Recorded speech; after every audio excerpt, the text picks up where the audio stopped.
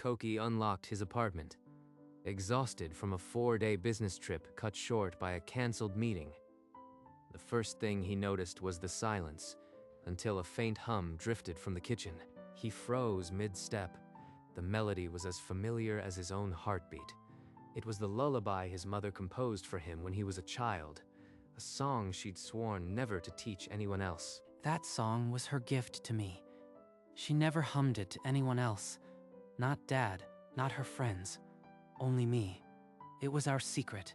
The black suitcase crashed onto the tile floor, spilling papers. In the kitchen, the humming stopped, replaced by the sound of a faucet turning off. Where did you learn that lullaby? Answer me. Hana spun around, the ceramic teacup slipping in her fingers. Her face drained of color, leaving only the pink blush of shock. She looked as if her entire world had just been rewritten. That's the song my mother used to sing to me. How do you know it? Mochi's calm gaze moved from Koki to Hana. The cat seemed entirely unbothered by the world collapsing around it. This is impossible. That song died with Mom. No one else on Earth knows it. And yet, Neither of them moved. The warm afternoon light seemed to freeze in place. The lullaby that had no business existing echoed in the silence, demanding an explanation. Hana's hands trembled around the teacup. When she spoke, the words came out in a whisper. My mother, she sang that to me. Every night, until I was 9. It was the last thing I heard before she passed. that's impossible. My mother made that song up when I was 5. She never sang it for anyone else. They moved to the living room without thinking, as if the weight of the conversation demanded a softer space. I lost her to cancer. That melody is my only clear memory of her voice. Mochi, as if sensing the shift, hopped up onto the coffee table and sat between them, its calm eyes observing the fragile link. The woman in the picture had long, dark hair and a gentle smile, frozen in a time before everything fell apart. She sang it to me, even in the hospital, hours before she died. I thought I was the only person who knew it. But if my mom knew it too, then there has to be a connection. Something our mothers never told us. Those words changed everything. The lullaby became more than a memory. It became a secret waiting to be uncovered. Wait, my mother left me something, a letter she wrote before she died. She called it the family song once. I didn't understand then. Hana fumbled through her purse until she pulled out a creased, yellow envelope sealed with old tape. She handed it to Koki with trembling fingers. The letter spoke of a melody passed from her grandmother, the only thing that links us to the past, and mentioned the sister I lost. Mom once told me her family was complicated, that she'd cut ties to protect me. I never asked why. In Hana's own photo, her mother wore a similar smile, the same slope of the nose, the same set of the eyes. Your mother never mentioned a sister. Mine always said we had no other family. But this letter, it hints at someone lost. A sister she lost. Could it be? No? It's too surreal. But the song, it's the only proof. Mochi stretched, its gray fur illuminated by the window's fading light. The cat seemed to understand something neither human dared voice. We need to know for sure. Is there a relative you can ask? An uncle? A grandparent? Koki picked up his phone. The list of contacts was small. One name stood out. Calling his father would mean dragging old pain into the light. But there was no other way. Koki pressed the call button. His father answered on the 4th ring, voice rough with the worriousness of a man who seldom heard from his son. Through the line, the father's silence stretched before he confessed. Yes, his wife had a sister. They hadn't spoken in 3 decades. Did she ever mention her name? Her face? Anything? Across the room, Hana dialed her distant cousin. The connection crackled, but the cousin's surprise was clear. An aunt still lived in Kanagawa. The cousin, barely knowing Hana, recited the number like a relic from a buried past. Aunt Chiyo. She might remember. Both sets of information landed on the coffee table, like broken puzzle pieces. 2 mothers, 2 families, 1 number. Her name is Chio. She's in her 80s. The cousin said she's the youngest of 3 sisters. Koki saved the number into his phone. The screen glowed with 11 digits that could confirm the impossibility or destroy the hope. Once we call, there's no undoing it. Are you ready for whatever she might say? I've been searching for family my whole life without knowing it. I am ready. Hana pressed the green icon and set the phone on speaker. The line rang once, twice. An old woman's voice answered, soft as paper. Hello, who is this? My name is Koki. I believe you knew my mother, Yukari. The silence that followed was sharp, broken only by a quick, shallow breath. We called because we need to ask about a song, a lullaby. For a long moment, there was only static. Then Aunt Chio began to cry. That song. It's our family's song. My mother taught it to my sisters and me. How do you know it? My mother sang it to me as a child. Hana's mother sang it to her, too. We just discovered this. Yukari and Emmy. They were my older sisters. Oh, heavens, you are their children. You are cousins. The word cousin landed like a stone in still water. The silence that followed was full of everything unsaid. The call ended, and the apartment fell into a silence heavier than any sound. Hana stared at the phone, her chest rising with a sob she could no longer suppress. All this time, I thought I had no one left. And now you are here. She's here. It's too much. My mother hid this from me. All to protect me from a fight that wasn't mine. I can't decide if I am furious or if I finally understand. Mochi, tail high, jumped onto Hana's lap and pressed a paw against her chest. The cat's steady purr cut through the grief. You knew, didn't you, Mochi? You were the one who brought us together. We need to meet her. Aunt Chio, in person. A phone call can't heal 27 years. Next weekend, I'll take the day off. We'll go together. The promise settled between them, fragile, new, and more certain than anything they'd ever built alone. Mom, I wish you could see this. Your song didn't die with you. It became a bridge. Outside the apartment window, dusk had fallen over the city. But inside, the lullaby had become a promise, not a ghost. The following Saturday, Koki and Hana met at the train station. Both held small bags. Neither had slept more than a few hours. I kept humming the lullaby all night. It wouldn't leave me alone. Same. It's like the song knows we're going to learn its story. Hana pulled a worn photo album from her bag. She opened it to a picture of her mother, holding it toward the window light. This is the only picture I have of her smiling. She looks so young. Koki studied the image. The resemblance to his own mother's photograph was no longer a guess. It was a mirror. She could be standing right next to my mom. They have the same eyes. The train wound through rice fields and small towns, the scenery blurring as they shared quiet stories of lost years. 2 hours later, they stepped off at a small station and walked a narrow road until an old wooden gate appeared. Beyond it, the house stood with its doors closed, but a faint light flickered inside. Their hearts pounded in unison. The sliding door opened. A tiny elderly woman with silver hair stood there, hand flying to her mouth as she took them in. Yukari's son, Emmy's daughter. I'd recognize those faces anywhere. Come in, my dears. Without waiting, she pulled them both into an embrace so tight it stole their breath. Her tears dampened their collars. Inside, the living room was a museum of memories. Photo albums lay open on the low table, as if she had been expecting them. Your mothers were inseparable as girls. They sang that lullaby every night. But after our grandmother passed, something broke. What happened? Why did they never speak again? An inheritance dispute over land, a broken promise, harsh words exchanged. They each swore never to see the other again. The faded photograph showed 3 young girls, arms linked, identical smiles that time could not erase. I tried to reunite them, but I was the youngest. They wouldn't listen. That bitterness lasted their whole lives. Koki and Hana sat shoulder to shoulder on the tatami, the weight of the story pressing them closer together. You must stay for dinner.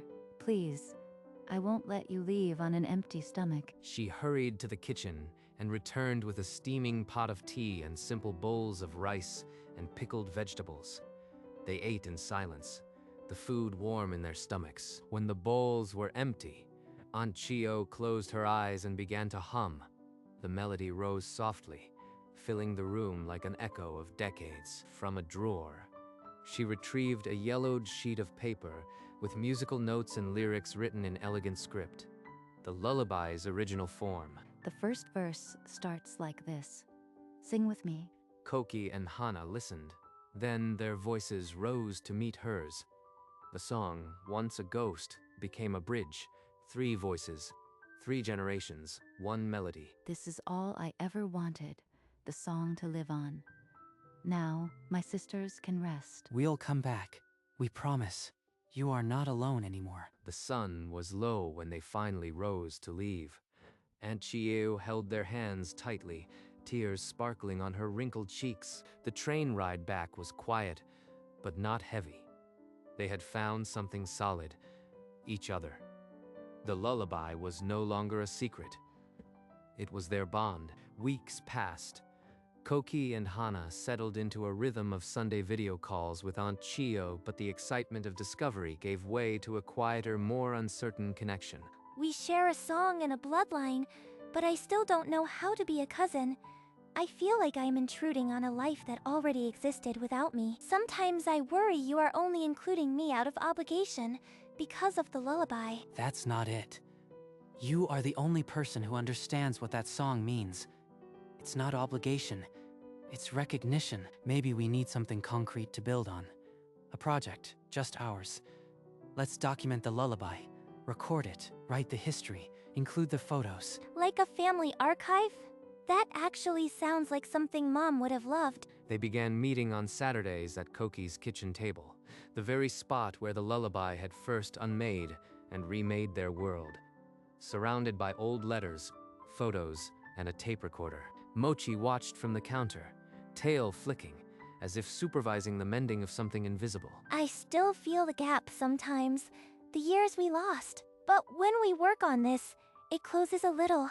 The project didn't erase the awkwardness all at once, but it gave it a name, a shape, and a purpose. For the first time, they were building something together. The archive grew thick with layers. Recorded verses, translated lyrics, photos spanning 3 generations. Their Saturday meetings became the anchor of the week. Look at Mom's haircut in this one. She'd kill me if she knew I kept it. But outside their cocoon, the world only saw a young man and woman spending every free moment together. A coworker asked if we were dating. I froze. The word cousin didn't come out fast enough. That's exactly what you should say. Loudly, if you have to. We're cousins. That's not embarrassing. It's a gift. He's right. But why do I feel like I have to justify us to everyone? We're building something our mothers couldn't. If people mistake it, we correct them. That's how the truth survives. The next time someone asked, Hana answered calmly, "He's my cousin." The word no longer felt like a confession, but a shield. I think Mom would be proud. We're keeping the family together in a way she couldn't. The project became more than an archive. It was the family they chose to build, one corrected assumption at a time. A month later, Aunt Chio missed the Sunday call. A neighbor answered her phone, voice shaking. She had collapsed in the garden. The clinic treated her, but she refused to stay. She insisted on going home, saying she only wanted to hear the lullaby. We have to go. Now. They arrived at dusk. The neighbor led them to the futon, where Aunt Chio lay, pale but smiling at them. You came. I wanted to hum the lullaby one more time before, but my voice is so weak. Don't say that. You are going to be fine. Then Aunt Chio closed her eyes and began to hum, the melody faint and unsteady, but unmistakable. Koki and Hana joined her without a word. We won't lose this family. Hana, I promise. If I have children, you'll be their godmother, and vice versa. I promise. And I'll make sure they know the lullaby. Aunt Chio's trembling hand pressed theirs together. The fractured family had been forged. A year slipped by. Aunt Chio recovered, weaker but smiling, and the seasons turned. The kitchen where the lullaby first resurfaced became the natural center of their new family. I can't believe it's been a year since we started the archive. Everything feels so natural now. Because we built it. We didn't wait for some miracle. We chose this. Mochi, now 15, moved more slowly but still claimed his spot on the counter, watching over them like a quiet guardian. You brought us together, didn't you, Mochi? Then, without planning, they began to hum the lullaby, the same melody that had once torn their world open, now wove it shut. Even our friends call us the cousins now. No one questions it anymore. Because we never gave them a reason to. We're family, plain and simple. You are the brother I never had. I hope you know that. The lullaby had become the family's heartbeat. And in that kitchen, where it all began, they hummed it every evening, as natural as breathing. The days grew quieter.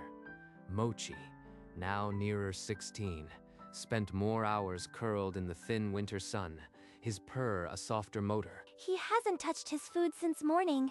When I call, he just flicks his tail. He's old. Cats do that. But he's always so stubborn. I thought he'd live forever. Mochi was there before anything. Before I knew I had a cousin.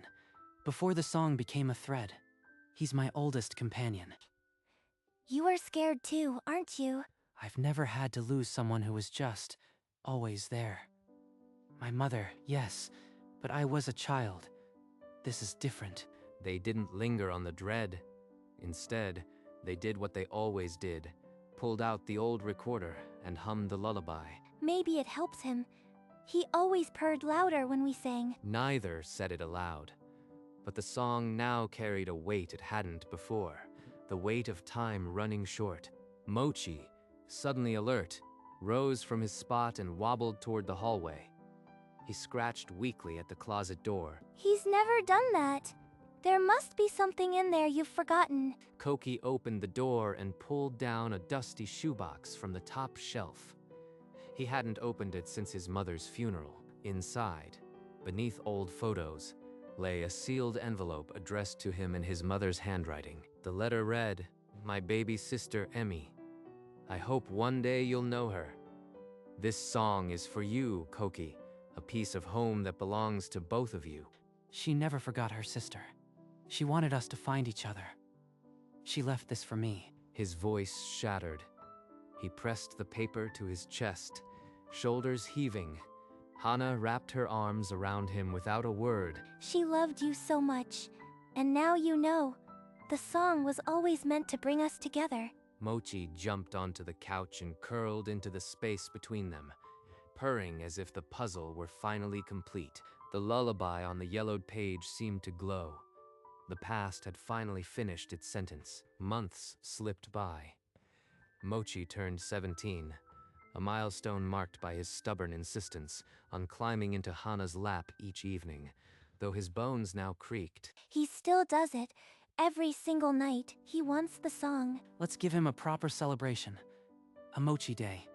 He's the reason we're family. They filled the apartment with soft blankets and his favorite tuna and invited Aunt Chio over video call. The old cat watched with quiet dignity. Remember the first day we met? You were humming in this very spot, and he was judging us? He's been the silent witness to everything. The song, the letters, the healing. They hummed the lullaby then, not as a ritual of sorrow, but as a celebration. The melody lifted, lighter than before. Happy Mochi Day. You stubborn old cat. You did more than you'll ever know. Afternoon light bathed them, the window framing cherry blossoms just beginning to bloom. Time felt both infinite and desperately short. They held the moment like a breath, knowing it would end, but not yet. A still afternoon. Mochi could no longer lift his head, but when Hana knelt beside his cushion, he willed himself into her lap. He's ready. Let's sing him home. Koki nodded, his throat tight. They began to hum the lullaby, softly, the notes filling the silence like a blessing. Mochi's eyes closed. His breathing became shallow, each exhale a little farther apart. The lullaby rose and fell, a cradle of sound. As the last note drifted away, Mochi's chest became still. Hana's face crumpled, tears slipping down in silence. She didn't stop humming a few more notes for him. He was just a cat. That's what the world would say. But he was the thread that pulled a broken family together. Thank you, Mochi, for everything. The afternoon sunlight moved across the floor, slowly leaving the empty cat bed in shadow. They didn't move. The lullaby hung in the air, no longer a song of loss but of love that transcends it. They buried Mochi beneath the cherry tree at Aunt Chio's, where he used to doze in the dappled shade. Aunt Chio knelt beside the tiny mound, her frail body shaking. She wept without shame. He was the angel who brought them back. I owe him everything. They hummed the lullaby one last time at the grave, thin voices, unwavering. Back at the apartment, the empty cat bed sat in its corner like a held breath. Hana set her bag down and sat on the couch, her gaze fixed on the spot where Mochi always curled. I keep expecting to hear him purr.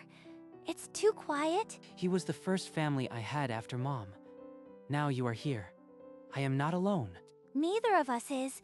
We have each other, and Aunt Chio. The song will keep going. They talked until midnight, tracing the strange perfection of fate. The lullaby, once a wound, now the scar that held them together. Weeks turned into months. Mochi's bed stayed in the corner, untouched, a quiet monument. Still no cat to sit. I am just here for you. She came as often as before, filling the silence with tea and soft laughter. Then, without fail, they'd hum. The lullaby used to be my mother's alone. Now, it holds all three of them. Mom, your mother, Mochi.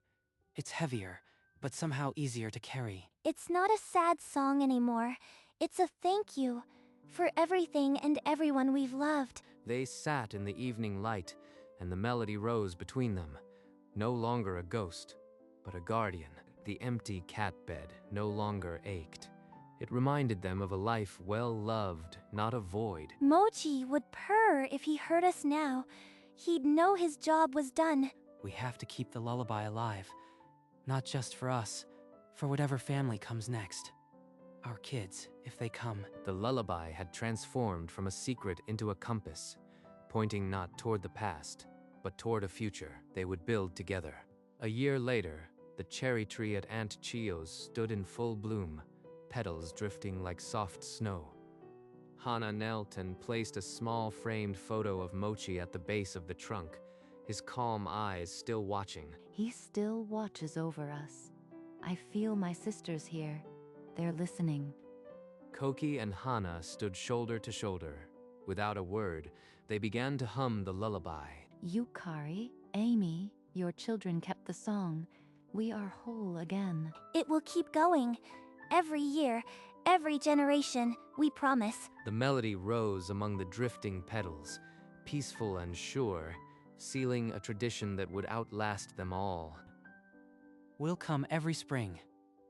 Mochi, Mom, Aunt Emmy, they'll all hear it. Aunt Chio nodded, her wrinkled hand pressed to her heart, the lullaby still lingering on her lips. The lullaby, once a secret, had become a legacy. It would never end. That evening, Hana poured tea in the familiar kitchen. The steam curled upward like a held breath. Koki looked at the empty counter where Mochi used to sit, tail flicking, eyes calm. Without a word, they began to hum the lullaby. It rose as naturally as breathing. The melody had grown to hold his mother, her mother, and the cat who brought them together. Hana closed her eyes, her voice trembling with gratitude. Koki's deeper hum joined, a steady anchor. They didn't need to look. When the song ended, they opened their eyes and met each other's gaze. In that look were decades of loss, years of healing, and a love that asked for nothing. The room fell silent, but it was the silence of home. The image froze. Two cousins, one song, an unbreakable family. The kitchen grew still, but the afternoon sunlight lingered warmly through the window. The little plant on the sill had flourished, its leaves lush in the golden glow. Beside it, a framed photograph showed two young girls, arms around each other, grinning. Yukari and Emi, the sisters whose rift had nearly silenced a generation. The light fell across their faces like a pardon, illuminating the love that had outlasted decades of silence. A faint echo of the lullaby drifted through the room, a melody no longer tethered to sorrow. It was woven into the walls, into the steam of the tea, into the heart of a family remade. The photograph seemed to warm, the sisters' smiles a testament to the song that had never truly died. On the screen, a caption appeared. The lullaby never ended.